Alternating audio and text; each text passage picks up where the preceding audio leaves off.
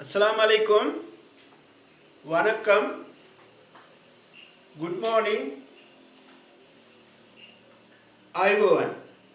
Students, today I am going to teach you the poem To the Nile, which was written by John Keats.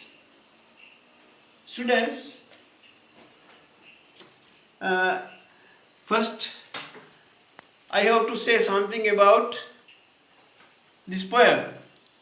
Students, this is a sonnet. Students, do you know as to what is a sonnet is? The word sonnet is derived from an Italian word. A sonnet refers to a song or to a lyric. A sonnet has 14 lines. Students, shall we count this sonnet and see? First line, second, third, fourth, fifth, sixth, seventh, 8, 9, 10, 11, 12, 13, 14. A sonnet has 14 lines and each line has 10 syllables. A sonnet is arranged or grouped in a different way, and a sonnet is used in a different way, and a sonnet has a specific rhyming order. A sonnet is divided into two sections. The first 8 lines are called the octave, and the rest of the other lines are called as the sestet. Students, I will try to point out the rhyming order of this sonnet. I will read out only the last word. Students, what is the last word of the first line? The last word of the first line is African. Okay, students, I will mark it as A. Students, can you find a word which rhymes with the word African? Does the word crocodile rhyme with the word African? No. Does the word wine rhyme with the word African? No. Does the word span rhyme with the word African? Yes. I will mark this word also as A. Okay. Now I will mark the last word of the second line as B. Students, can you find a word which rhymes with the word crocodile?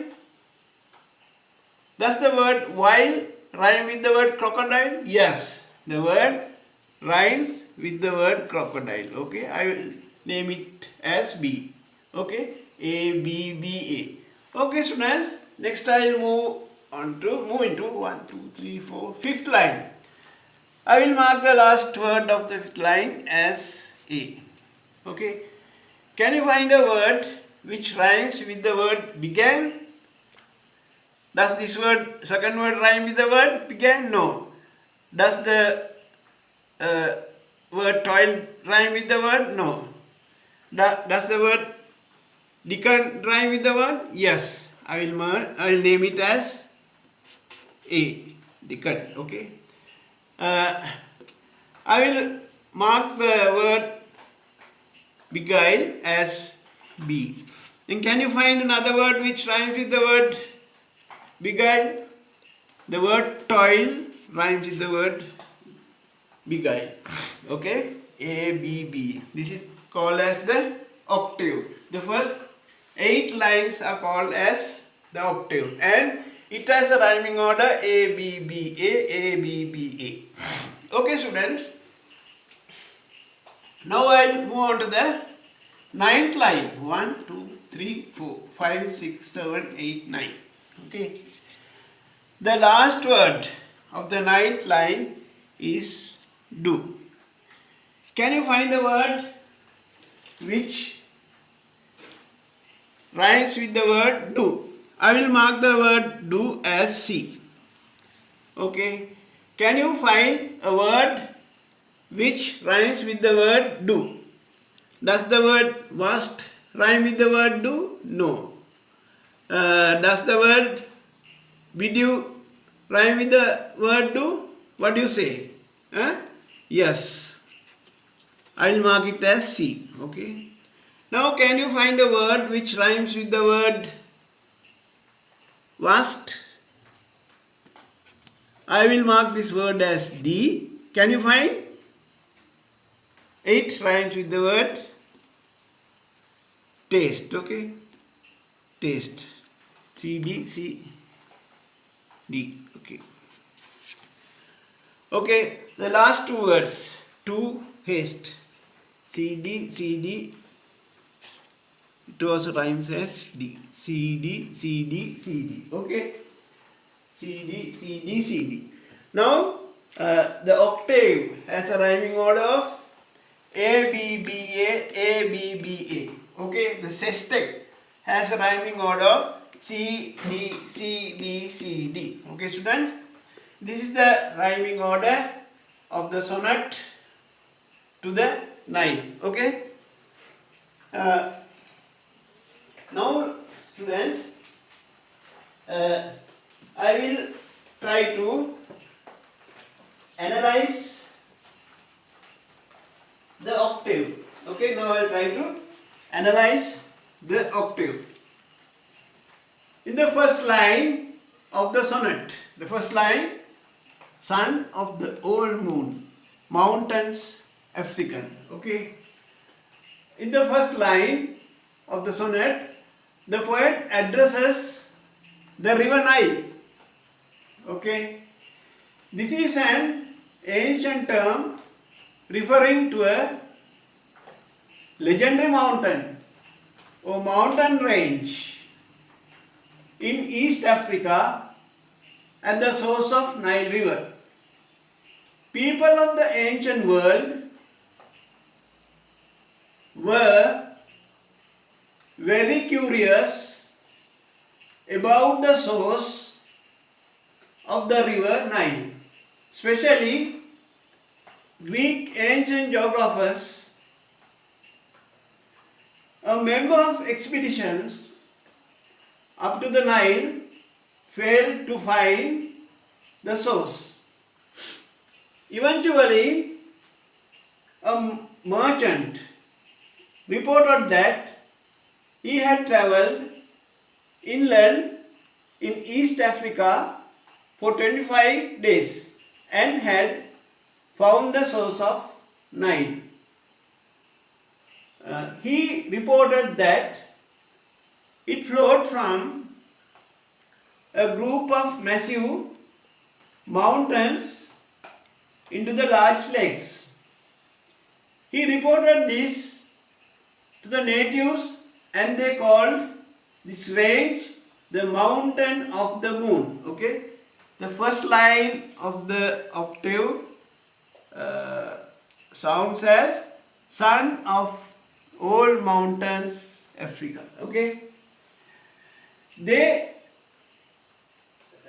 venerated the mountain as well as the river Nile. In 1857, the Victorian explorer Richard Burton discovered the actual location of the source of the Nile. The first line of the sonnet is associated with myth and legend. The river Nile is venerated and defined as the son of the holy African moon mountain. The second line, I read out the second line. Chief of the pyramid and crocodile.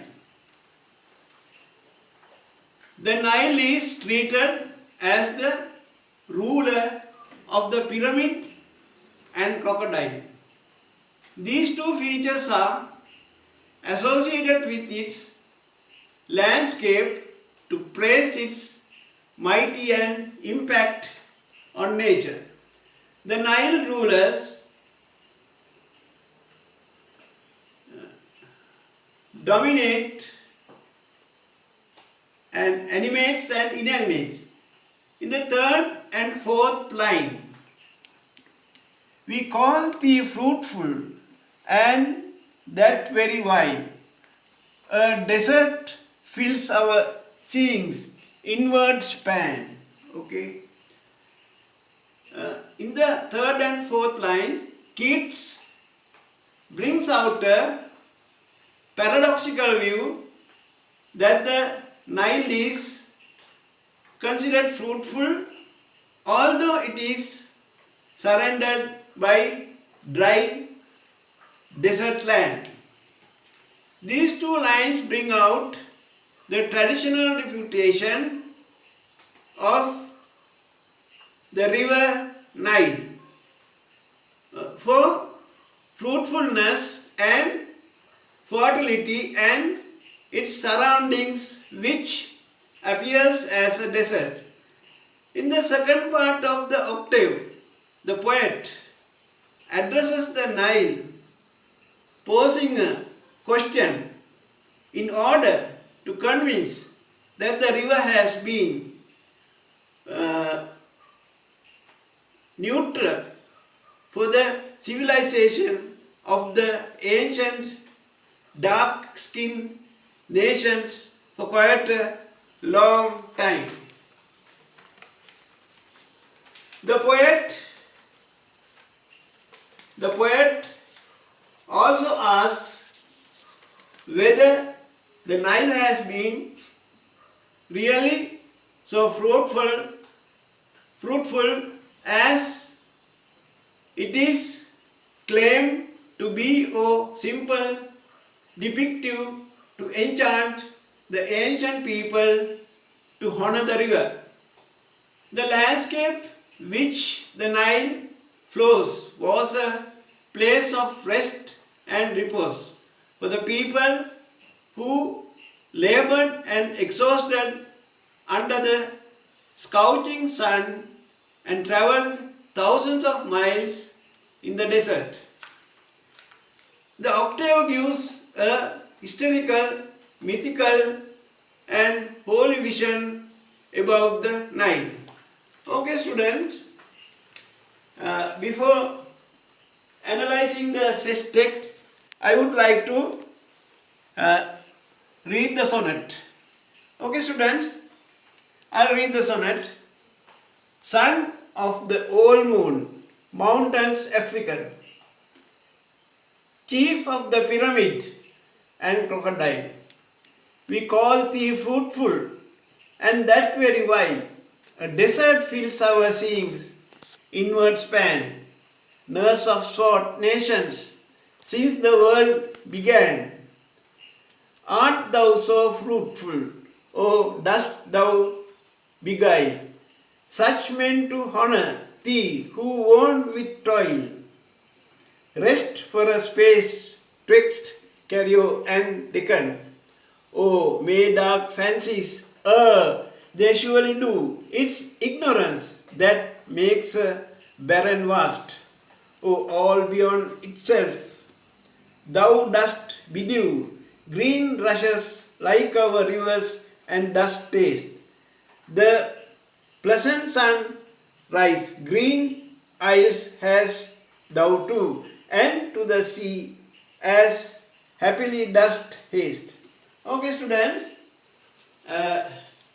I'll say once again about the sestet.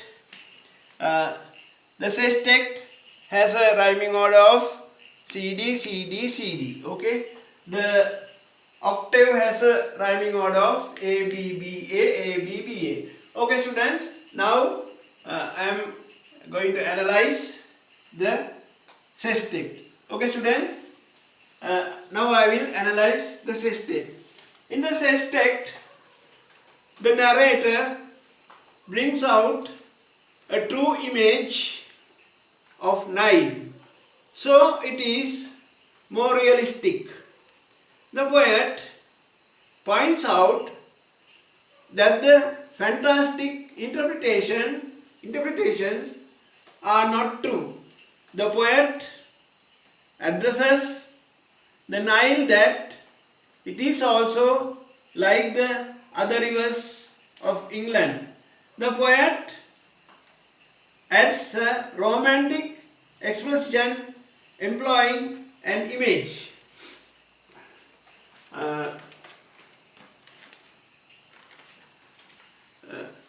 Dust tastes the pleasant sunrise. It's a quotation.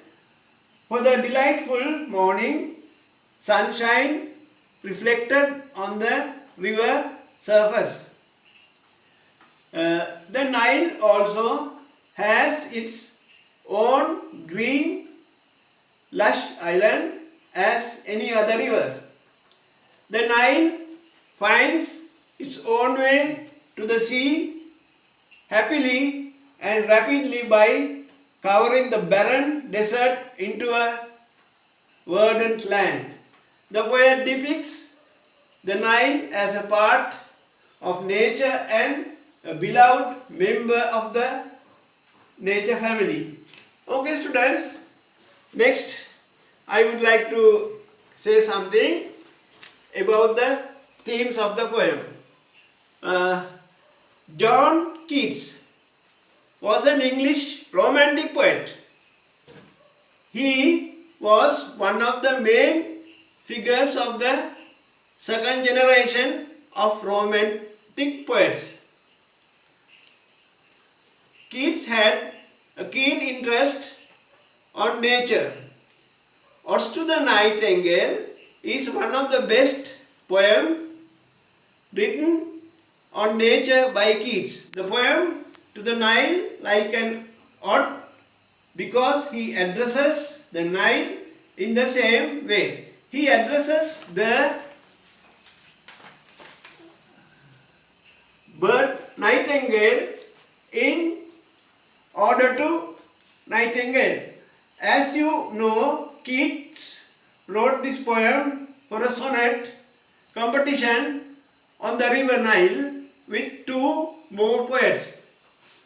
The theme: the poet conveys the power and capacity of the river Nile as a part of nation. At the beginning of the poem, the poet addresses the Nile as the son of African old mountain. Okay students, I read the first line of the octave. Son of the old moon mountains African. Okay, I am quoting on it. The above phrase refers to a legendary mountain, and the ancient people believed that the source of Nile river was these holy mountain ranges. The Lankans have a holy attitude to the Samanalakanda. As well, devotees from all the four religions believe that the sacred footprint belongs to their religion.